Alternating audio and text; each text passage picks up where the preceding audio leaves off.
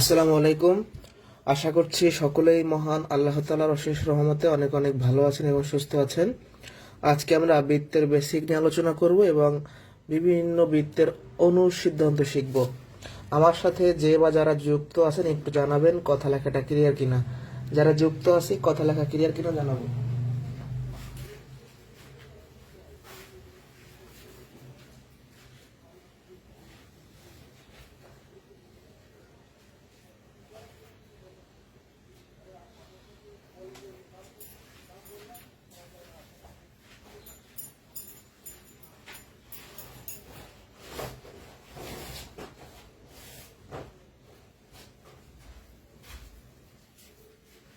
কথা লেখা ক্লিয়ার কিনা।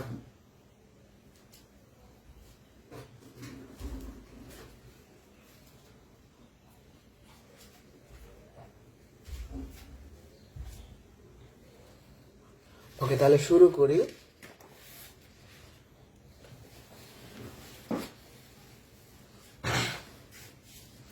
আর মনে হয় কেউ আসবে না, তাহলে শুরু করা যাক।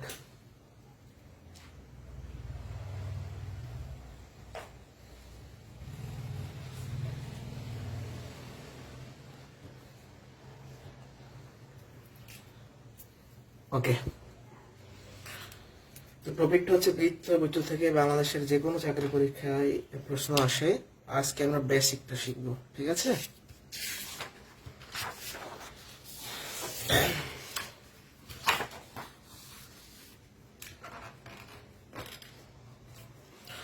যেহেতু টপিকটা বৃত্ত অর্থাৎ সার্কেল, তাহলে আমাদের আগে জানতে হবে যে বৃত্ত আসলে কি। বৃত্ত বোঝার জন্য আমরা একটা চিত্র আঁকি। আমি একটা বিন্দু নিলাম, পয়েন্ট, একটা বিন্দু এখানে নিলাম, এখানে আর একটা বিন্দু নিলাম। এইটাকে মাঝখানে রেখে এই বিন্দুটা যদি চারদিকে সমান দূরত্ব বজায় রেখে একবার ঘুরাই নিয়ে আসে, তাহলে যে চিত্রটা হবে তার নাম বৃত্ত। আর একবার একটা বিন্দু নিয়ে অপর একটা বিন্দু নিয়ে এই বিন্দুটাকে যদি মাঝে রেখে চারদিকে একবার সমান দূরত্ব বজায় রেখে ঘুরাই নিয়ে আসে, তাহলে যে চিত্রটা হবে এইটাই হলো বৃত্ত। এই যে বৃত্ত হয়ে গেল। তাহলে কি বললাম? একটি বিন্দু অপর একটা বিন্দুকে সমান দূরত্ব বজায় রেখে চারদিকে একবার ঘুরাই নিয়ে আসলে যে চিত্রটা হয় তার নাম কি? বৃত্ত। এই যে একটা বিন্দু নিলাম আর একটা বিন্দু নিলাম, এই বিন্দুটাকে চারদিকে সমান দূরত্ব বজায় রেখে একবার ঘুরাই নিয়ে আসলে এই যে ফিগারটা হলো, এর নামে কি? বৃত্ত। এখন আমাদের জানতে হবে যে বৃত্তের কেন্দ্র কি, পরিধি কি, জ্যা কি, ব্যাস কি, ব্যাসার্ধ কি। এই বেসিক জিনিসগুলো আমাদের ভালো করে জানতে হবে। আজকে জাস্ট আমরা সব বেসিক বিষয়গুলো শিখবো, বিভিন্ন অনুশীলন দেখবো। তাহলে ফার্স্টে দেখবো কেন্দ্র কি। এই যে মাঝখানে যে বিন্দুটা নিছিলাম এর নামই হচ্ছে কেন্দ্র, মানে যার সাপেক্ষে অন্য একটা বিন্দু ঘুরে আসে এইটাকে কেন্দ্রে রেখে, মানে মাঝখানে রেখে অপর একটা ঘুরে আসে, তাহলে এই মাঝখানের বিন্দুর নাম কি? এটা হলো কেন্দ্র। এবার আসি পরিধি। এটা তো কেন্দ্র। এখন এই বিন্দুটা যে পথে একবার ঘুরে আসলো এইটাই হলো বৃত্তের পরিধি। এটাকে বৃত্তের দৈর্ঘ্য বলা হয়, মানে বৃত্তের পরিধিকে বৃত্তের দৈর্ঘ্য বলা হয়। তাহলে পরিধিটা কি? একটা বিন্দুকে কেন্দ্র রেখে অপর একটা বিন্দু যে পথে চলে, এই যে চলার পথটা, এই যে ঘুরে আসলো কালো যে দাগটা, এটাই হলো কি? পরিধি। এটা হলো পরিধি। পরিধি। এরপর আসি জ্যা, কর্ড, যেটা ইংরেজিতে বলা হয় কর্ড। এই পরিধির উপর যে কোনো দুইটা বিন্দু সংযোগ রেখে, এটা একটা জ্যা, এটা একটা জ্যা, এটা একটা জ্যা। তাহলে পরিধির উপর যে কোনো দুইটা বিন্দুর সংযোগ রেখে, তাহলে আমি এখানে একটা বিন্দু নিলাম, এখানে আরেকটা বিন্দু নিলাম, যোগ করে দিলাম, একটা জ্যা হয়ে গেল। তাহলে জ্যা বুঝতে পারছি। এবার আসি ব্যাস। একটা বৃত্ত আমরা আঁকলাম, বৃত্তের যে যেটা কেন্দ্র দিয়ে, যেটা তো বৃত্তের কেন্দ্র। এখন আমি এইখানে যদি একটা জ্যা অঙ্কন করি, এই যেটা কি কেন্দ্র দিয়ে গেছে না? কেন্দ্রকে কেন্দ্রে ভেদ করে গেছে না? তাহলে এইটা সম্পূর্ণটার নাম কি হবে? ব্যাস। তাহলে ব্যাস হলো বৃত্তের কেন্দ্র দিয়ে যে জ্যা যায়, ঠিক আছে? বৃত্তের কেন্দ্র দিয়ে যে জ্যাটা যায়, এটা কিন্তু ব্যাস না, এটা কিন্তু ব্যাস না, বাট এইটা ব্যাস কেন? কারণ কেন্দ্র দিয়ে গেছে। এবার হলো ব্যাসার্ধ, রেডিয়াস। ব্যাসার্ধকে আমরা দুই ভাবে পড়বো। কেন্দ্র থেকে পরিধি পর্যন্ত দূরত্ব হলে ব্যাসার্ধ, এইটুকু ব্যাসার্ধ, এই যে ব্যাসার্ধ, ব্যাসার্ধ। অন্যভাবেও বলা যায় কেন্দ্র এবং পরিধির উপর যে কোনো বিন্দু সংযোগ রেখে, ধরেন একটা বিন্দু নিলাম আর কেন্দ্র যোগ করলে ব্যাসার্ধ পাইলাম। তাহলে এই বেসিক জিনিসটা সম্পূর্ণ আমি আবার রিপিট করে আসতে চাই, প্রথম থেকে একবার রিপিট করে আসি, তাহলে আপনাদের বুঝতে সুবিধা হবে। প্রথম থেকে একবার রিপিট করি। একটা বিন্দু নিলাম, এটা হলো কেন্দ্র, এর সাপেক্ষে অন্যটা বিন্দু ঘুরাই নিয়ে আসলাম, এটা হলো বৃত্ত। এই যে ঘুরাই নিয়ে আসলাম যে পথ, এটা হলো কি পরিধি। হ্যাঁ, বৃত্তের উপর দুইটা বিন্দু নিয়ে যদি যোগ করি এটার নাম কি হবে? যা। একটা যা যদি কেন্দ্র দিয়ে দেয় তার নাম কি হবে? ব্যাস। আমরা যদি কেন্দ্র থেকে পরিবহন দূরত্ব নিয়ে এর নাম কি হবে? ব্যাসার্ধ। তাহলে এখন কোনটা বুঝতে পারেন আমাকে বলেন। এই পর্যন্ত বুঝলে আমাদের একটু কষ্ট করে ডান লিখে জানাবেন। আমাদের বেসিক আলোচনা শেষ, অর্থাৎ বৃত্তের কেন্দ্র, পরিধি, জ্যা, ব্যাস, ব্যাসার্ধ। এখানকার কোনো টপিক যদি আপনার বুঝতে অসুবিধা হয় একটু কষ্ট করে কমেন্টে জানান, আমি রিপ্লাই করার চেষ্টা করব। এই পর্যন্ত বুঝতে পারছি কিনা?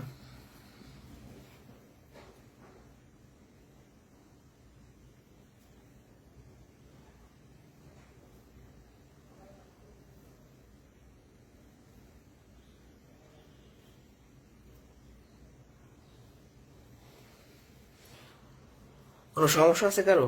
ওকে, আমরা যে বেসিক জিনিসগুলো শিখলাম এখান থেকে কিছু প্রশ্ন সমাধান করা যাক। বলছে কি, প্রশ্ন একে বলা আছে বৃত্তের যে কোনো দুইটা বিন্দুর সংযোজক সরলরেখাকে কি বলে? তাহলে আমরা একটা বৃত্ত আঁকি, যেহেতু প্রশ্নটা বৃত্তের, তাহলে বৃত্তের যে কোনো দুইটা বিন্দুর সংযোগ রেখাকে কি বলা হয়? জ্যা বলা হয়। বৃত্তের কেন্দ্র ছেদকারী জায়গা কি বলে? এটা 30তম বিসিএস আসছিল। এই প্রশ্ন 2 এর অ্যান্সারটা একটু কমেন্টে জানান সবাই। প্রশ্ন 2 এর অ্যান্সারটা আমরা কমেন্টে জানাই যে 2 এর অ্যান্সার কত হবে। প্রশ্ন 2 এর অ্যান্সার কমেন্টে জানাবো সবাই। প্রশ্ন 2 কি বলছে? বৃত্তের কেন্দ্র ছেদকারী জ্যাকে কি বলা হয়? তো আমরা একটা বৃত্ত অঙ্কন করি। এখন এই কেন্দ্রকে ছেদ করে যদি একটা জ্যা অঙ্কন করি, নাম কি হবে? ব্যাস। এর নাম হবে কি? ব্যাস। প্রশ্ন 3 বলা আছে বৃত্তের কেন্দ্র থেকে পরিধির যে কোনো বিন্দুর সংযোজক সরলরেখাকে কি বলে? প্রাথমিক সহকারী শিক্ষক পরীক্ষা আসছিল। আমরা একটা বৃত্ত আঁকি, যেহেতু প্রশ্নটা বৃত্তর, একটা বৃত্ত আঁকলাম। এখন কেন্দ্র থেকে পরিধির উপর যে কোনো বিন্দু সংযোগ, ধরেন একটা বিন্দু নিলাম, তাহলে পরিধির উপর বিন্দু আর কেন্দ্র যোগ করলে কি পাবো? ব্যাসার্ধ পাবো, ব্যাসার্ধ। তাহলে অ্যান্সার হচ্ছে গ নাম্বার অপশন। এই পর্যন্ত কি ডান কিনা বলেন? আমি এখন বৃত্তের বিভিন্ন অনুসিদ্ধান্ত শিখব। আপনাদের ফাঁকে ছোট তথ্য জানিয়ে রাখি যে যেহেতু সামনে প্রাইমারি সার্কুলার আসবে, নিবন্ধনের সার্কুলার আসবে, প্রাইমারি এবং নিবন্ধনের জন্য একটা আমরা ব্যাচ চালু করতেছি ম্যাথের, স্পেশালি শুধু ম্যাথের জন্য এবং প্রাইমারি এবং নিবন্ধনের জন্য। মাত্র 250 টাকায় ভর্তি দিতে পারবেন 22 তারিখ যদি ভর্তি হন, 22 তারিখের মধ্যে আর কি। ক্লাসটা শুরু হবে 22 তারিখ, ঈদের আগে 2টা ক্লাস হবে, আর ঈদের পরে মেইন ক্লাস শুরু হবে। 500 টাকার কোর্স, মাত্র 250 টাকায় ভর্তি দিতে পারবেন। লাইভ ক্লাস থাকবে, পিডিএফ থাকবে, পরীক্ষা থাকবে। এখানে সকল তথ্য দেওয়া আছে, যারা ভর্তি হবেন স্ক্রিনশট দিয়ে রাখলেই হবে। আমি নেক্সট টপিকে চলে যাচ্ছি। মাত্র 250 টাকায় প্রাইমারি এবং নিবন্ধনের জন্য কোর্স। ওকে, এরপরে আমরা চলে যাব অনুসিদ্ধান্তে। আজকের ক্লাসটার মেইন টপিকই হচ্ছে বৃত্তের বেসিক এবং বিভিন্ন অনুসিদ্ধান্ত, মানে বৃত্তের ক্ষেত্রে কি কি নিয়ম কানুন আছে, বৃত্ত কি কি নিয়ম মানে। তো ফার্স্টে আমরা বৃত্ত অঙ্কন বিষয়, মানে আমরা যদি বৃত্ত আঁকতে চাই তাহলে আমাকে কি কি মানতে হবে, আমি কি কি পারবো কি কি পারবো না। একটা সরলরেখার উপর অবস্থিত নয় এমন 3টা বিন্দু দিয়ে আপনি একটা বৃত্ত আঁকতে পারবেন। মানে একটা সরলরেখার উপর অবস্থিত নয় মানে কি, আপনি 3টা বিন্দু এমন ভাবে নিবেন যেন একটা সরলরেখার উপর না হয়। মানে এইভাবে করে নিবেন, এখানে একটা, এখানে একটা, এখানে একটা, মানে 3টা এমন ভাবে নিবেন যাতে এক লাইনে না হয়।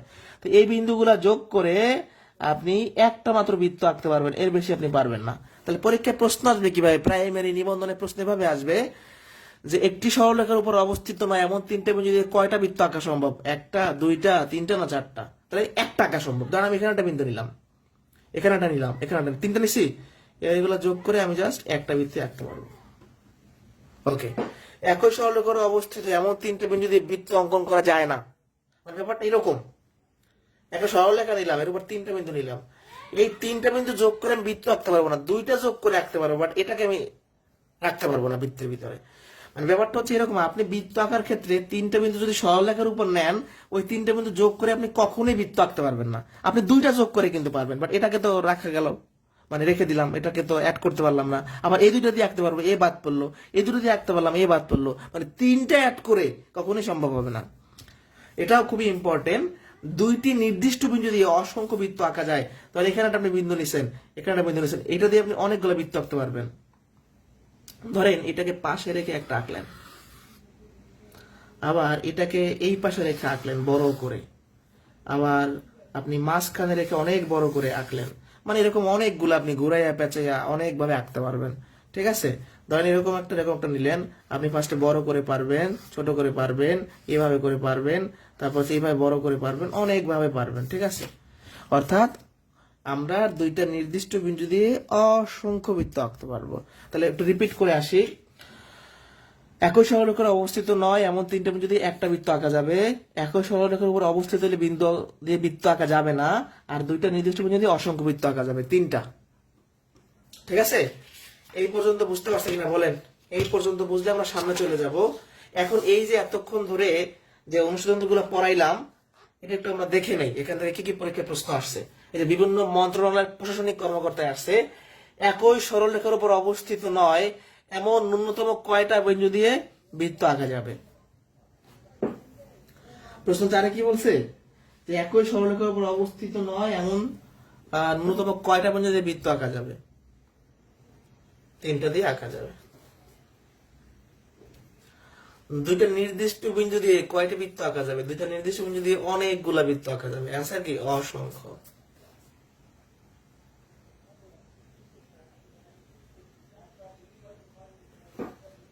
ঠিক আছে, এটার অ্যান্সার 2ও হয়, হ্যাঁ 2ও দেওয়া যায়, মানে প্রশ্নটা একটু অন্যভাবে করা উচিত ছিল। একই সরলরেখার অবস্থিত নয়, আপনি এমন ন্যূনতম দুইটা বিন্দু দিয়ে বৃত্ত আঁকতে পারবেন। হ্যাঁ, এটার অ্যান্সার এই দুইটাই হবে বেশি। ঠিক আছে, দুইটা দিয়েও আঁকা যাবে। এই দুইটা নিয়ে আমি বৃত্ত আঁকতে পারলাম, কোনো সমস্যাটা নাই। 3টা দিয়েও পারলাম। তাহলে ন্যূনতম যেটা বলছে দুইটাই বেশি প্রেফার হবে। অনেক অনেক বইতে 3টাও দেওয়া থাকবে, বাট দুইটাই আপনি প্রেফার করবেন। হ্যাঁ, 3টাও হবে, মানে দুইটা অ্যান্সার গ্রহণযোগ্য বেশি হবে যদি এই প্রশ্ন এরকম থাকে একদম। এমন ন্যূনতম কয়টা বিন্দু দিয়ে বৃত্ত আঁকা যাবে? 2টা। আবার একই সরলরেখার কথা বলছে তো, তখন 3টা হয়, বাট অ্যান্সারটা 2টা প্রেফার হবে বেশি। ওকে, তাহলে এই 3টা অনুশীলন তো গেল আঁকার বিষয়। এখন আমরা চলে যাব জ্যা, ব্যাস, ব্যাসার্ধ বিষয়ে কোন সিদ্ধান্তে। জ্যা, ব্যাস, ব্যাসার্ধ বিষয়ে কোন সিদ্ধান্তে।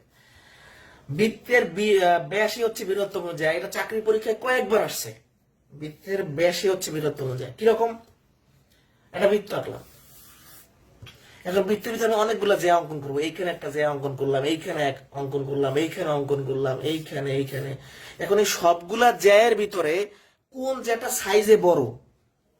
এই মাঝখানেটা, এই মাঝখানটার নাম কি? ব্যাস। তাহলে বৃত্তের ভিতরে আপনি যতগুলাই জ্যা অঙ্কন করেন না কেন, ওই ব্যাসটাই হবে সবচাইতে বড় জ্যা। এটাও চাকরি পরীক্ষায় আসছে। বৃত্তের সকল সমান জ্যা কেন্দ্র থেকে সমদূরবর্তী। মানে কি? এগুলা মুখস্থ করার কিছু না, চিত্র সহকারে পড়বেন। আচ্ছা, এই এখানে একটা জ্যা অঙ্কন করলাম ধরেন 2 সেন্টিমিটার, এখানে একটা জ্যা অঙ্কন করলাম 2 সেন্টিমিটার। এই দুইটা জ্যা সমান হওয়ার কারণে কেন্দ্র থেকে এই জ্যাটা যতটুকু দূরে থাকবে, এই জ্যাটা ততটুকু দূরে থাকবে। মানে যখন বৃত্তের জ্যা দুইটা দৈর্ঘ্যে সমান হবে, তখন এরা কেন্দ্র থেকে সমান দূরে অবস্থান করবে। এটা যদি 1 মিটার দূরে থাকে, এটা 1 মিটার দূরে থাকবে। আর একবার বোঝাই বলি, সেটা ওটা ঘুরাই আঁকি। ধরেন এখানে একটা ব্যয় আছে 1 মিটার, সরি জ্যা আছে 1 মিটার, এখানে একটা জ্যা 1 মিটারের। এখন এই জ্যাটা যদি কেন্দ্র থেকে 2 মিটার দূরে হয়, এটা 2 মিটার দূরে হবে, এরকম। মানে সমান জ্যা কেন্দ্র থেকে সমদূরবর্তী, মানে সমান দূরে অবস্থান করে। আবার এটা ঘুরাইয়াও বলা যায়, সামনে সেটা পড়বো, যে কেন্দ্র থেকে সমদূরবর্তী সকল জ্যা সমান হয়। এটা যারা বুঝিনি আর একবার, এই জ্যা সমান হওয়ার কারণে এটা যতটুকু দূরে থাকবে কেন্দ্র থেকে, ততটুকু দূরে থাকবে কেন্দ্র থেকে। ঠিক আছে, এই পর্যন্ত বুঝতে পারছেন কিনা বলেন? এই পর্যন্ত কারো কোনো প্রবলেম আছে কিনা? আমরা আজকে জাস্ট বেসিকটা জানবো। ঠিক আছে, আমাদের কাজ হলো আজকে বেসিক জানা, আর যে ম্যাথমেটিক্যাল টার্মগুলো আছে, পরিমিতি পার্টটা আছে, ওটা আমরা নেক্সট ক্লাসে ইনশাআল্লাহ। এই পর্যন্ত বুঝতে পারছি কিনা?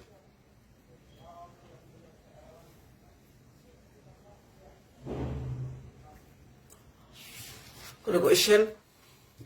আচ্ছা, এবার আরো কিছু আমরা পড়ি। এই যে একটু আগে যে কথাটা বললাম, বৃত্তের কেন্দ্র থেকে সমুদ্রবর্তী সকল যা সমান, মানে আগেরটা রিভার্স। এটা বৃত্ত আঁকি। এখন এই কেন্দ্র থেকে 1 মিটার দূরে একটা জ্যা অঙ্কন করলাম। আমার এখান থেকে এই পাশে 1 মিটার দূরে একটা জ্যা অঙ্কন করলাম। তাহলে দেখেন আমি সমুদ্রবর্তী মানে সমান দূরে দুইটা জ্যা অঙ্কন করছি। তাহলে এই যে যতটুকু হবে এটা ততটুকু হবে, মানে সমুদ্রবর্তী কেন্দ্র থেকে সমুদ্রবর্তী দুইটা জ্যা পরস্পর সমান হবে। কেন্দ্র থেকে এইটুকু দূরে থাকলে মানে 1 মিটার দূরে যদি থাকে বা 2 মিটার যাই বলেন, দূরত্ব যদি সমান হয় তাহলে জ্যা দুটোও সমান হবে। সমান দূরে সমান জ্যা থাকে, আবার সমান জ্যা সমান দূরে থাকে, এরকম কথা যদি সংখ্যা বললেন। বৃত্তের যে কোনো জ্যায়ের উপর লম্ব দ্বিখণ্ডক কেন্দ্রগামী। আচ্ছা আমি একটা বৃত্ত অঙ্কন করি আগে, এটা বৃত্তের কেন্দ্র। এখন একটা জ্যা অঙ্কন করলাম, এই জ্যায়ের উপর যদি লম্ব আঁকি এটা কেন্দ্র দিকে চলে, কেন্দ্রগামী হবে। আর একবার দেখেন, একটা জ্যা অঙ্কন করলাম, এই জ্যায়ের উপর লম্ব আঁকলে লম্বটা কেন্দ্রের দিকে দৌড় দিবে, কেন্দ্রের দিকে যাবে আর কি, সেটাই বলছে। এটা খুবই ইম্পর্টেন্ট। বৃত্তের দুটি জ্যা পরস্পরকে সমদ্বিখণ্ডিত করলে মানে সমান দুই ভাগ করলে ছেদ বিন্দুটা বৃত্তের কোথায়? কেন্দ্রে হয়। কেন হয় দেখেন, একটা জ্যা অঙ্কন করলাম, এখন এই জ্যাটাকে যদি আমি সমান দুই ভাগে ভাগ করাই তাহলে এই দুইটা জ্যা মিলিত হবে বৃত্তের কেন্দ্রে আইসা। সেটাই বলছে যে বৃত্তের দুটি জ্যা যদি পরস্পরকে সমদ্বিখণ্ডিত করে মানে দুই ভাগে ভাগ করে তাহলে ছেদ বিন্দুটা মানে এরা মিলিত হবে বৃত্তের কেন্দ্রে। ব্যাপারটা যদি এরকম হয় ধরেন এখানে একটা জ্যা আছে, এখন এই জ্যাটাকে যদি সমান দুই ভাগে ভাগ করি তাহলে কি আর বৃত্তের কেন্দ্রে যাবে? যাবে না। এবং এই দুইটা জ্যা তো সমদ্বিখণ্ডিত হইল না। হ্যাঁ, সমদ্বিখণ্ড হইতে হইলে আপনার অবশ্যই কেন্দ্র দিয়ে যাইতে হবে দুইটা জ্যাকে। তাহলে আমি কি বললাম কথাটা আরেকবার দেখেন, এই 5 নাম্বার আরেকবার দেখেন, যে আমরা একটা বৃত্তের দুইটা জ্যা যদি পরস্পর সমদ্বিখণ্ডিত করাই তাহলে ছেদ বিন্দু হবে বৃত্তের কেন্দ্রে। তাহলে 6 নাম্বারের আনসার কত কমেন্টে জানান, প্রশ্ন 6 এর আনসার কমেন্টে জানান।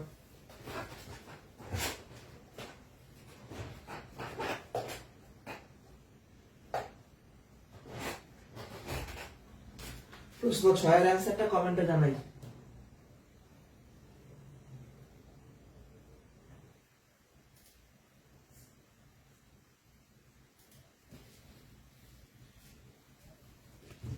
প্রশ্ন 6 এর অ্যান্সারটা কমেন্টে জানাই। কি বলছে? বৃত্তের দুটি ব্যাস পরস্পরকে সমদ্বিখণ্ডিত করলে ছেদ বিন্দুর অবস্থান কোথায়?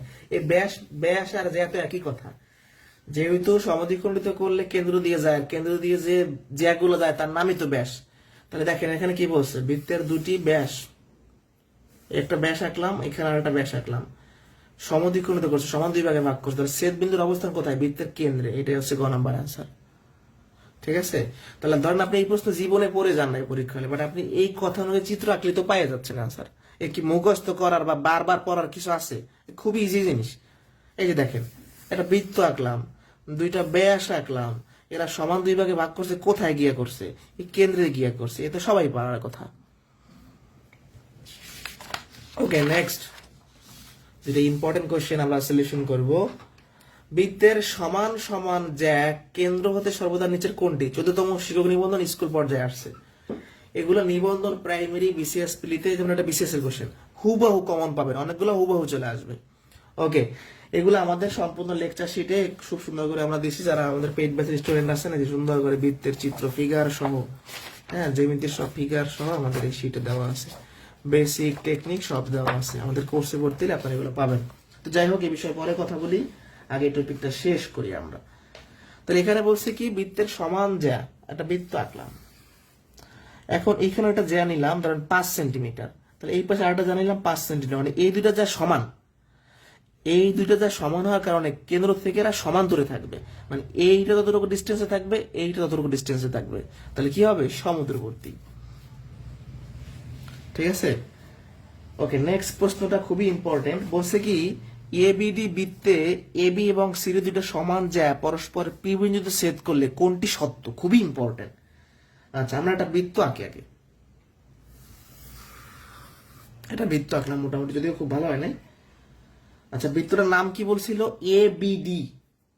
ঠিক আছে, বৃত্তের নাম কি? এবিডি। আচ্ছা যাই হোক, বৃত্তটার নাম পাইলাম এবিডি। এখন এবি আর সিডি দুইটা সমান জ্যা, আমরা দুইটা সমান জ্যা অঙ্কন করলাম। ধরেন এখানে একটা জ্যা অঙ্কন করলাম, নাম দিলাম এ বি।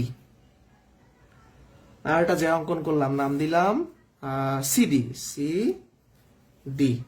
এখন বলছে কি, পরস্পর পি বিন্দুতে ছেদ করছে, এই দুইটা এখানে পি বিন্দুতে ছেদ করছে। তো বলছে কোনটা সত্য?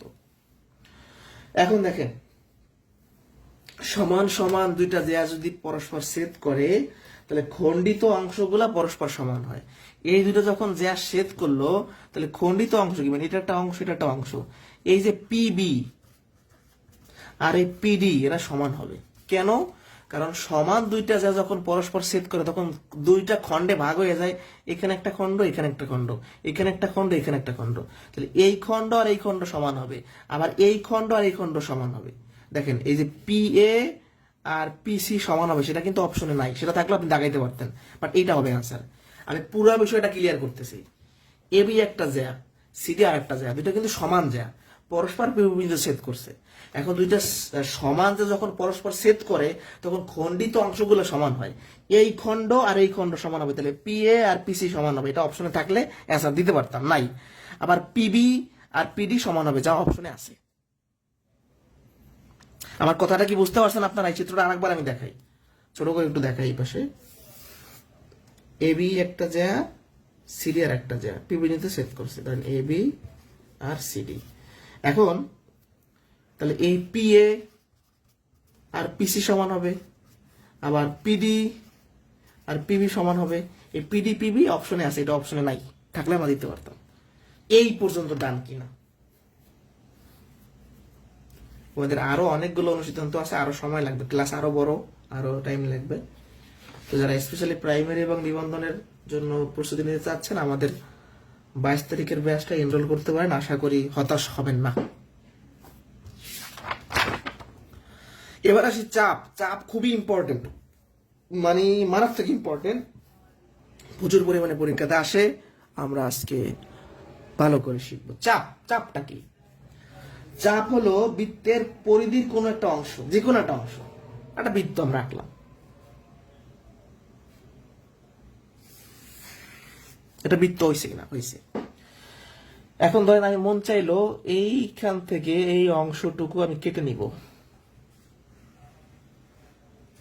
এই ধরেন এ বি, তাহলে এই এ বি যেটা আমি যদি কালার যদি করি, এই যে এই কালারিং যেটা আছে এটা একটা কি হয়েছে? চাপ হয়েছে, কারণ আমি পরিধির একটা অংশ কেটে নিছি বা চিন্তা করছি। এখন আপনি যখন বৃত্তে একটা জ্যা মানে একটা চাপ অঙ্কন করতে যাইবেন, অটোমেটিক আর একটা চাপ তৈরি হয়ে যাবে। মানে আপনি যখন বৃত্তে একটা চাপ নিবেন, অটোমেটিক আর একটা চাপ তৈরি হয়ে যাবে। এই দেখেন আপনি এখান থেকে এই পর্যন্ত একটা চাপ নিচ্ছেন, তাহলে নিচে আর একটা চাপ তৈরি হয়ে গেছে। এই চাপটা কি বড় না? তাহলে এর নাম হচ্ছে অধি চাপ। অধি বড় মানে অধি চাপ, আর এই ছোট চাপটার নাম হচ্ছে উপচাপ। এখন আমরা এখান থেকে দুইটা হাই ভোল্টেজ তথ্য শিখবো, যেটা নিবন্ধন পরীক্ষায় দুইটাই আসছে এবং আবারও সামনে আসতে পারে। তাহলে আপনারা ফার্স্টে দেখতেন চাপ কি? চাপ হইলো পরিধির একটা অংশ, আমি যখন একটা চাপ অঙ্কন করবো নিচে আরেকটা চাপ তৈরি হবে। যদি বড় চাপ থাকে তার নাম হবে অধিচাপ, আর ছোটটার নাম হবে উপচাপ। এখন বড় চাপের মধ্যে সবসময় ছোট কোণ হয়, মানে সূক্ষ্ম কোণ হয়। কিরকম? তাহলে এখানে একটা বিন্দু নিয়ে আমি একটা কোণ আঁকতে চাই আমি সাপোজ, তাহলে বড় চাপের ভিতরে ছোট কোণ হয়, এই কোণটা কিন্তু 90 ডিগ্রি ছোট, তার মানে সূক্ষ্ম কোণ। তাহলে বড় চাপে ছোট কোণ হয়। আবার আপনি যে ছোট চাপে কোণ আঁকতে চান, ধরেন এখানে একটা বিন্দু নিয়ে কোণ আঁকলেন, এই কোণটা কিন্তু বড়, মানে স্থূল কোণ, 90 ডিগ্রি বড়, কিন্তু 180 ছোট, চেহারাই কিন্তু বড়। তাহলে ছোট চাপের মধ্যে বড় কোণ হয়, একদমই ইজি মনে রাখা। বড় চাপে মানে অধিচাপ মানে বড়, তাহলে বড় চাপে ছোট কোণ উৎপন্ন হয়, ছোট চাপে বড় কোণ উৎপন্ন হয়, এর বাইরে কিছু দরকার নেই আমার জানা। আমি চাকরি পরীক্ষা দিব, আমার একদম যদি এই বাচ্চাদের মতো সব আমার লাগে, কিছুই হবে না। আমার যেটা পরীক্ষিত মানে দুটো চৌম্বক তথ্য, মানে পরীক্ষার জন্য মাস্ট বি পড়তে হবে আমাদের।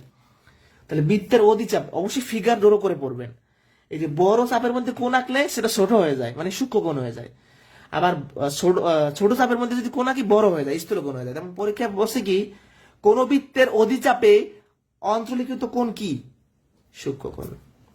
তাহলে 11 নম্বরের অ্যান্সার কি হবে বলেন তো? প্রশ্ন 11, 18তম শিক্ষক নিবন্ধন স্কুল পর্যায়ে, মানে সর্বশেষ নিবন্ধন। বলেন।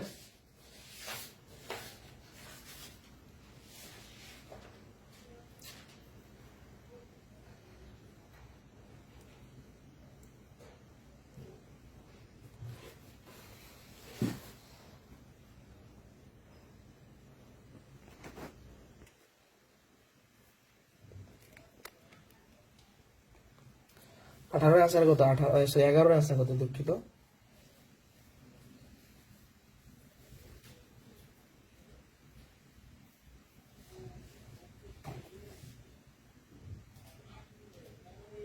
11 এর অ্যান্সার কত?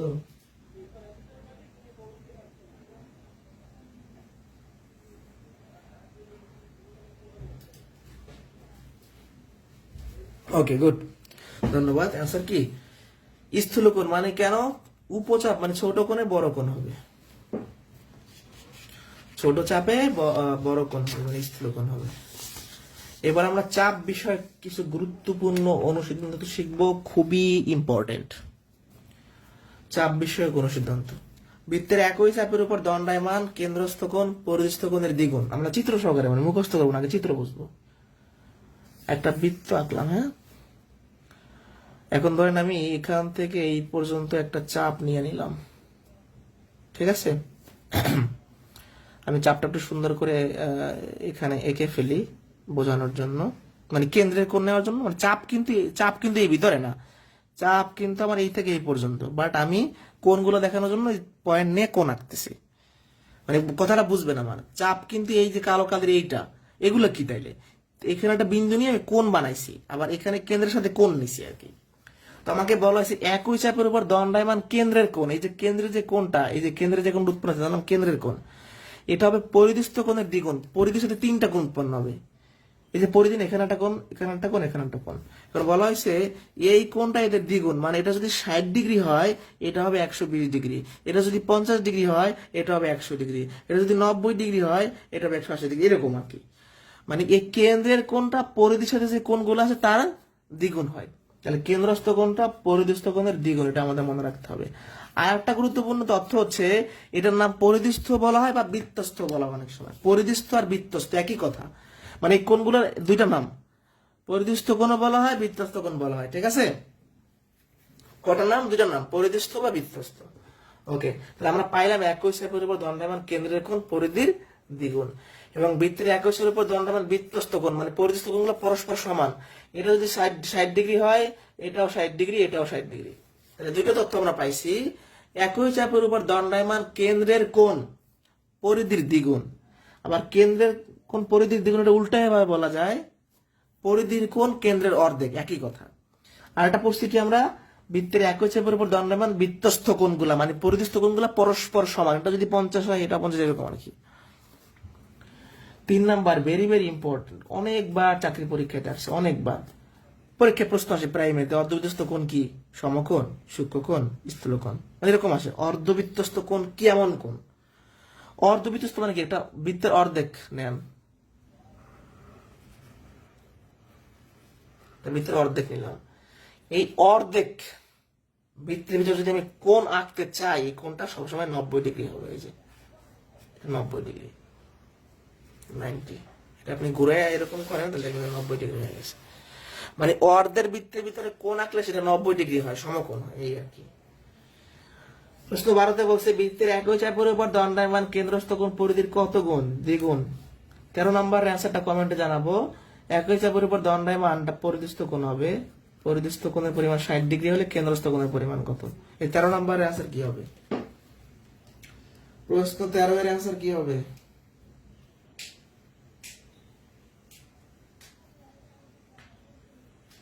প্রশ্ন 13 এর অ্যান্সার জানাবো সবাই।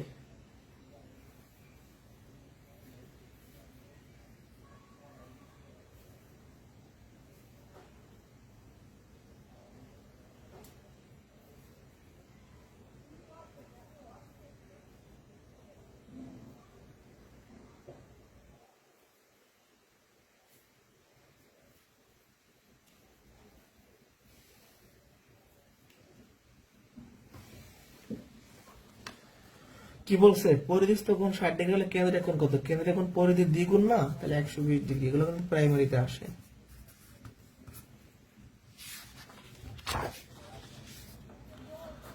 বৃত্তের একই চাপের উপর কেন্দ্রস্থ কোণ 30 ডিগ্রি হলে বৃত্তচাপের বৃত্তস্থ কোণের পূরক কোণ, মানে খুবই ইম্পর্টেন্ট।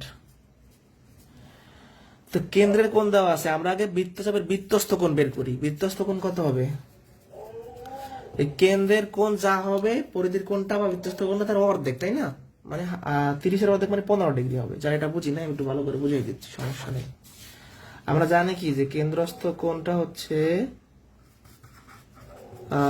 বৃত্তস্থ বা পরিধিস্থ কোণের দ্বিগুণ। কেন্দ্রের কোণ দেওয়া আছে 30 ডিগ্রি, এই বৃত্তস্থ কোণটা কত হবে? এই দুই ভাগ হয়ে যাবে, তাহলে 15 ডিগ্রি। তাহলে বৃত্তস্থ কোণটা 15 ডিগ্রি, এটা তো আমরা বুঝতে পারতেছি। এখন বৃত্তস্থ কোণের পূরক কোণ মানে 15 ডিগ্রি পূরক কোণ কত? দুটো কোণের যোগফল 90 ডিগ্রি হইলে একটা অপরটার পূরক কোণ। তাহলে 90 ডিগ্রি থেকে যদি আমরা 15 ডিগ্রি বিয়োগ করি তাইলে তো হয় কত? 75 ডিগ্রি। আনসার হচ্ছে 75 ডিগ্রি। মানে এটা খুবই ইম্পর্টেন্ট একটা প্রশ্ন, মানে লজিক্যাল। কি বলছে ব্যাপারটা? লজিক্যাল না, মানে ইম্পর্টেন্ট। মানে কি, কোন বৃত্তের যে কোনো একটি চাপের কেন্দ্রস্থ কোণ 30 ডিগ্রি পাইলাম, ওই বৃত্তচাপের বৃত্তস্থ কোণের পূরক কোণ। তো আগে বৃত্তস্থ কোণ বের করা লাগবে না? কেন্দ্রস্থ কোণ 30 হইলে বৃত্তস্থ কোণের অর্ধেক 15 ডিগ্রি, তাহলে 15 ডিগ্রি কোণের পূরক কোণ হচ্ছে 75 ডিগ্রি। কথা বুঝতে পেরেছে? 15 ডিগ্রি কোণের পূরক কোণ 75 ডিগ্রি। কেউ যদি না বোঝেন তাহলে আমাকে বললেন। 16 নম্বরে বলছে অর্ধবৃত্তস্থ কোণ সমান কত? 14তম শিক্ষক নিবন্ধন স্কুল পর্যায়ে আছে 90 ডিগ্রি। আমরা জানি যে একটা বৃত্তের অর্ধেক যদি থাকে তার ভিতর যদি আমরা কোণ আঁকতে চাই সেটা 90 ডিগ্রি হবে। ঠিক আছে? কোন বৃত্তের কেন্দ্র হইল ও, এ পি বি তিনটি পরিদৃষ্ট বিন্দু, এবং এ পি বি 90 ডিগ্রি হলে এ ও বি কত? মানে এটা ধরেন আপনি জীবনে করেন নাই, আপনি কি করবেন? চিত্র আঁকবেন। ঠিক আছে? তাহলে আমরা কি বলছি? কোন বৃত্তের কেন্দ্র ও, একটা বৃত্ত আঁকলাম, কেন্দ্র হইল ও। আচ্ছা, এ পি বি তিনটা পরিদৃষ্ট বিন্দু, তাহলে এটা ধরেন এ, এটা ধরেন পি, এটা বি, তিনটা পরিধির উপর বিন্দু। A P B 90 degree, A P B 90 degree, মানে এইখান থেকে যদি আমি একটা কোণ আঁকি এই পর্যন্ত 90 ডিগ্রি, তার মানে এই বৃত্তের কোণটা অর্ধেক, মানে এই কোণটা অর্ধেক বৃত্তের ভিতরে আঁকা হয়েছে যেহেতু 90 ডিগ্রি। এ ও বি চাইছে, এ ও বি মানে এই কোণ, তাহলে এই কোণটা কত? এইখানে এই কোণটা কত? এই ওর সাথে একটা কোণ আছে 180 ডিগ্রি। Answer 180 degree. যারা এটা বুঝি না আমি আরো সহজে বুঝিয়ে দিচ্ছি। এটা লাগেও না আমাদের, ওটা লাগেও না। দেখেন আমি আরো সহজে বুঝিয়ে দিচ্ছি। এটা ধরেন আমি একটা জীবনে চোখে দেখি না এই প্রশ্ন, কোনো সমস্যা নেই। আমি একটা বৃত্ত আঁকবো, এ একটা বিন্দু, পি একটা বিন্দু, বি একটা বিন্দু, আর ও হইলো বৃত্তের কেন্দ্র। এখন এ ও বি চাইছে, এ ও বি মানে এইখানে কোণ চাইছে, এই ওর সাথে কত ডিগ্রি কোণ? 180 ডিগ্রি কোণ, মানে সরল কোণ। তাই আর কি ঝামেলা কি? এ ও বি এই কোণটা 180 ডিগ্রি, তাহলে অ্যান্সার হচ্ছে 180 ডিগ্রি। আর এটা কেন দেওয়া আছে? এটা দ্বারা বুঝাইছে যে এখানে একটা অর্ধেক বৃত্তের ভিতর কোণ আঁকা আছে 90 ডিগ্রি।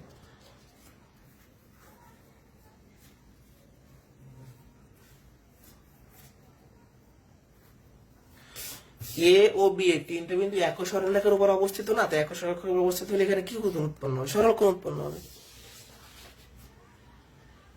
17 ডান কিনা বলেন? 17 ডান হলে আমাদের আরো কিছু টপিক আছে, শেষ করতে হবে। আমাদের 4 যোগ শেষ, দ্রুত শেষ করবো। আমাদের আরেকটা স্পর্শকের সাথে নিয়ে একটা টপিক আছে, তাইলে শেষ হয়ে যাবে। আগামী ক্লাসে বৃত্ত শেষ আমাদের। এটা আসলে ফ্রি ক্লাস না, বাট আমাদের যেটা শেষের দিকে একটা ক্লাস বাইরে নিলাম আমরা আর কি। এবার চলে যাব ছেদক আর স্পর্শক। আগে স্পর্শক শিখাবো। একটা বৃত্ত আঁকলাম, একটা বৃত্ত আর একটা সরলরেখা যদি একটা সেট বিন্দু থাকে, ধরেন এটা একটা বৃত্ত, এটা সরলরেখা এরকম ঘেসে গেল, তাহলে এই বৃত্তটার সাথে সরলরেখাটা একটা বিন্দুতে ছেদ করছে, তাহলে নাম স্পর্শক। স্পর্শক, স্পর্শক, স্পর্শক। তাহলে একটা বিন্দু আর একটা সরলরেখা যদি একটা ছেদ বিন্দু থাকে তার নাম কি? স্পর্শক। ওকে, এবার আসি ছেদকে। তাহলে ছেদক কি? একটা বিন্দু একটা সরলরেখা দুইটা ছেদ বিন্দু থাকে, ধরেন এই যে এটা হলো ছেদক, কারণ এখানে একবার ছেদ করছে, এখানে একবার ছেদ করছে, এগুলো সব ছেদক। সব ছেদক, কারণ দুইটা করে ছেদ বিন্দু, একটা দুইটা, একটা দুইটা, একটা দুইটা, একটা দুইটা। আর এটা স্পর্শক, এটা স্পর্শক, এটা স্পর্শক। তাহলে স্পর্শকের সাথে বৃত্তের একটা কানেকশন থাকে, আর ছেদকের সাথে বৃত্তের দুটো কানেকশন থাকে। আর কোনো ঝামেলা আছে এখানে? বলেন, আর কোনো ঝামেলা আছে কিনা?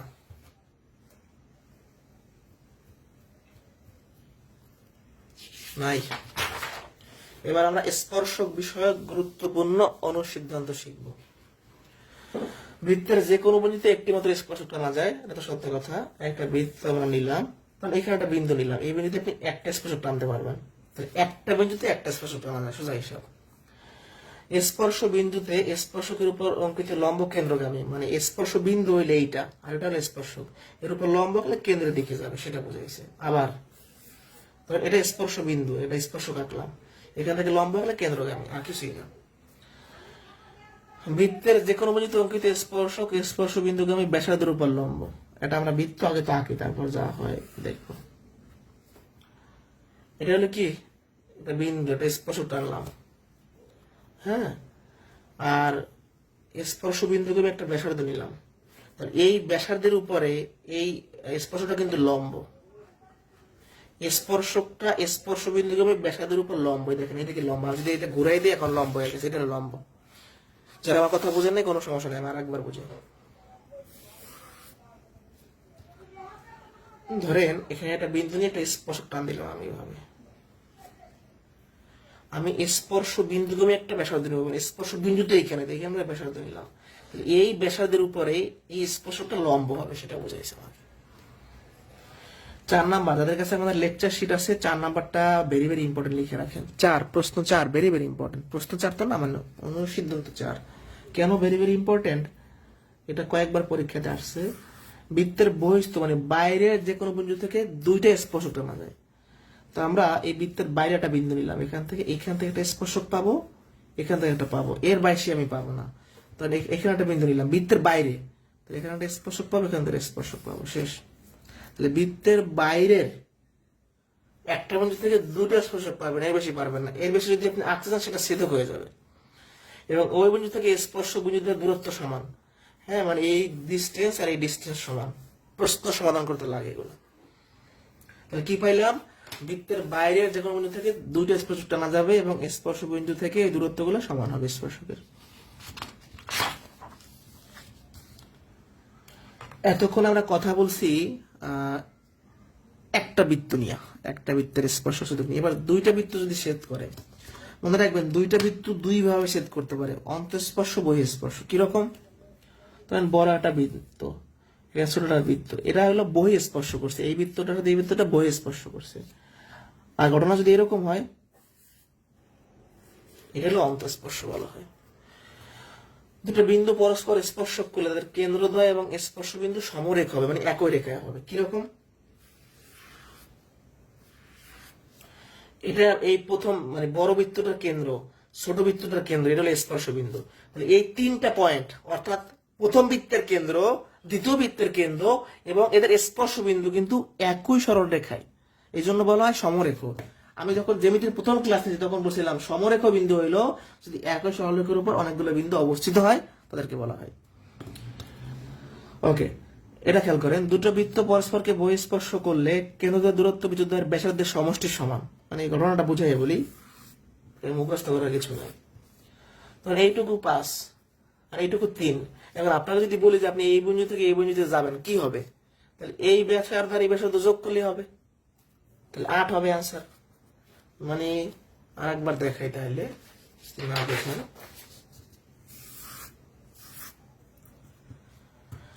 এইটুকু কি প্রথম বৃত্তের ব্যাসার্ধ ধরেন R1, আর এইটুকু কি R2। এখন আপনি যদি এই কেন্দ্র থেকে এই কেন্দ্রে যাইতে চান তাহলে কি করতে হবে, R1 আর R2 যোগ করতে হবে। সেজন্য বলা হয়েছে দুইটা বৃত্ত পরস্পর বহিঃস্পর্শ করলে কেন্দ্রদ্বয়ের মধ্যবর্তী দূরত্ব হবে ব্যাসার্ধদ্বয়ের যোগফলের সমান, আর অন্তঃস্পর্শ করলে ব্যাসার্ধের বিয়োগফলের সমান। বিষয়টা আমরা চিত্র সহকারে দেখবো, কোনো কিছু মুখস্থ করার আমাদের দরকার নাই। আচ্ছা, এইটুকু কি বড় বৃত্তের ব্যাসার্ধ কত, ধরেন আমি ধরলাম 10, আর এইটুকু কি ছোট বৃত্তের ব্যাসার্ধ, ধরেন আমি ধরলাম 2। এখন আপনাকে যদি বলি যে এইখান থেকে আপনি এই কেন্দ্র পর্যন্ত যাবেন, তাহলে কি সম্পূর্ণ ব্যাসার্ধ থেকে আপনি এই ব্যাসার্ধটুকু বিয়োগ করলে বুঝতে পারবেন 8 হচ্ছে আনসার। আর একবার দেখি তাহলে চিত্র সহকারে।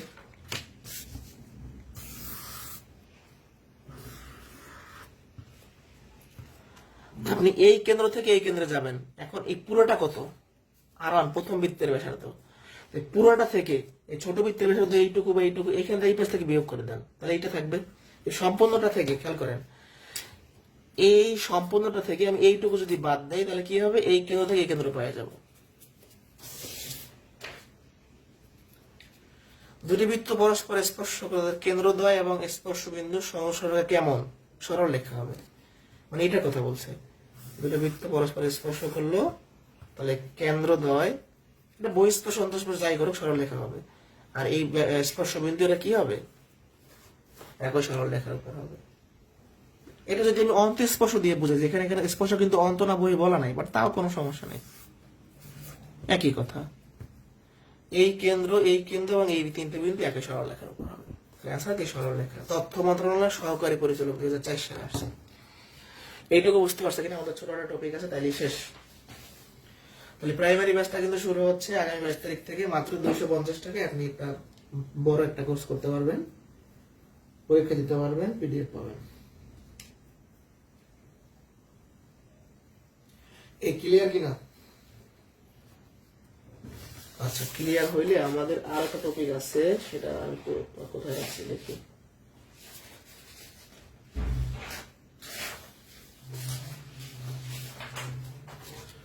বৃত্তস্থ চতুর্ভুজ, মানে আমরা যদি বৃত্তের ভিতরে চতুর্ভুজ আদি কি হবে না হবে। বৃত্তে অন্তর্লিখিত সামান্তরিক একটা আয়তক্ষেত্র, এটা পরীক্ষায় আসে যে বৃত্তস্থ সামান্তরিক কি আয়তক্ষেত্র, কেন আয়তক্ষেত্র। আপনি যদি বৃত্তের ভিতরে সামান্তরিক আঁকতে জানেন যে বিপরীত বাহুগুলো সমান ও সমান্তরাল, তাহলে সামান্তরিকটা এরকম হয়ে যাবে, মানে বৃত্তের বাইরে চলে যাবে। তাহলে বৃত্তের ভিতরে সামান্তরিক আঁকতে হলে এই যে বাহুগুলো সমান লাগবে, এরকম লাগবে। মানে সোজা কথায় বৃত্তের ভিতরে এরকম বাঁকা চিত্র আঁকা যায় না। সামান্তরিক মানে কি, যে একটা কোণা করে থাকে, তাই না? বিপরীত বাহুগুলো সমান ও সমান্তরাল, কোণগুলো 90 ডিগ্রি না। তাহলে এই আয়তক্ষেত্র কিন্তু একটা সামান্তরিক। তাহলে আমরা বৃত্তের ভিতরে যদি সামান্তরিক কাটি, সেটা হলো কি আয়তক্ষেত্র হবে। আয়তক্ষেত্র কিন্তু একটা সামান্তরিক, রম্বস একটা সামান্তরিক, হ্যাঁ, বর্গ একটা সামান্তরিক। এখন আমরা যদি বৃত্তের ভিতরে সামান্তরিক আঁকতে চাই, সেটাকে আয়তক্ষেত্র রাখতে হবে, কারণ আপনি বাহুগুলো যখন সমান করবেন সেটা আয়তক্ষেত্র হয়ে যাবে। বৃত্তস্থ ট্রাপিজিয়ামের তির্যক বাহু সমান, এটা বৃত্তের যদি ট্রাপিজিয়াম আঁকে, এই যে এরকম করে ট্রাপিজিয়াম আঁকি, বৃত্তটা ভালো হয় নাই, এখানে দেখেন ট্রাপিজিয়াম আঁকি, হ্যাঁ, ট্রাপিজিয়ামের এই তির্যক বাহুগুলো সমান হবে, মানে বৃত্তের ভিতরে ট্রাপিজিয়াম আঁকলে এই দুইটা বাহু সমান হবে, সেটা বুঝেছি। এটা খুবই ইম্পর্টেন্ট, সবাই জায়গায় রাখেন। বৃত্তস্থ চতুর্ভুজের বিপরীত কোণদ্বয়ের সমষ্টি দুই সমকোণ 180 ডিগ্রি, কারণ এই চতুর্ভুজের এই কোণ আর এই কোণের যোগফল 180 ডিগ্রি। নিচের কোণটি বৃত্তস্থ চতুর্ভুজ হয় না। বৃত্তের ভিতরে বর্গ আঁকা যায়, আয়ত আঁকা যায়, ট্রাপিজিয়াম আঁকা যায়, বাট রম্বস আঁকা যায় না, সামান্তরিক আঁকা যায় না। দেখেন রম্বস কি একটু বাঁকা চিত্র, এই বাঁকা চিত্রগুলো বৃত্তের ভিতরে আঁকা যায় না। আর আপনি বৃত্তের ভিতরে কি বর্গ আঁকতে পারবেন, সামান্তরিক আঁকতে পারবেন, ট্রাপিজিয়াম আঁকতে, সরি সামান্তরিক বলতে আয়তক্ষেত্র আঁকতে পারবেন, ট্রাপিজিয়াম আঁকতে পারবেন, মানে এটা পারবেন না। মানে এই বাঁকা দুটো চিত্র আঁকা যায় না ওখানে। বৃত্তস্থ চতুর্ভুজের একটা কোণ 70 ডিগ্রি হলে বিপরীত কোণের পরিমাণ কত? আমরা জানি বৃত্তস্থ চতুর্ভুজের বিপরীত কোণ দ্বয়ের সমষ্টি 180, তাহলে 180 থেকে একটা বিয়োগ করলে আর একটা পাবো। পরিসংখ্যান ব্যুরোর জুনিয়র পরিসংখ্যান সহকারীতে আসছিস। এই পর্যন্ত বুঝলে ডান লেখেন, কারো কোনো কোশ্চেন থাকলে বলেন। আমি একটু দ্রুত শেষ করছি, কারণ ফোনে চার্জ শেষ, অফ হয়ে যেতে পারে ফোন। প্রাইমারি এবং নিবন্ধনের জন্য স্পেশাল একটা ম্যাথ ব্যাচ, মাত্র 250 টাকা ভর্তি হতে পারবেন। যারা আমাদের এই কোর্সে ভর্তি হবেন, এখানে সকল তথ্য দেওয়া আছে, স্ক্রিনশট দিয়ে রাখলেই হবে। যারা পেইড ব্যাচের শিক্ষার্থীরা ক্লাসে ছিলেন, আজকে একটু জানাবেন বুঝতে পারছেন কিনা। আপনাদের কোর্স দিয়ে দ্রুত শেষ হয়ে যাবে, খুব দ্রুত।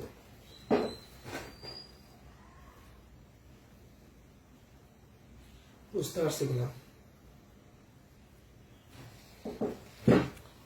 কোনো কোয়েশ্চেন, কোনো ঝামেলা আছে কারো? ওকে, ভালো থাকেন সবাই। আর আমাদের বেসিক ম্যাথের কোর্সে ভর্তি হলে এই শীটটা আপনারা পাবেন। এখানে সকল জিনিসগুলো বেসিক শর্টকাট সব দেওয়া আছে, বেসিক এবং শর্টকাট টেকনিক সম্বলিত সব জিনিসের বেসিক দেওয়া। দেখেন রিটার্ন নিয়ম, নিশ্চয় শর্টকাটে কিভাবে সমাধান করবেন। হ্যাঁ, রিটার্ন নিয়ম এই যে পুরো দেখেন, সম্পূর্ণ একটা রিটার্ন করছি আমরা, তারপর শর্টকাট, যে বীজগণিতের বেসিক কোথায় কি করা যায়। ঠিক আছে, ভালো থাকেন সবাই, আল্লাহ হাফেজ।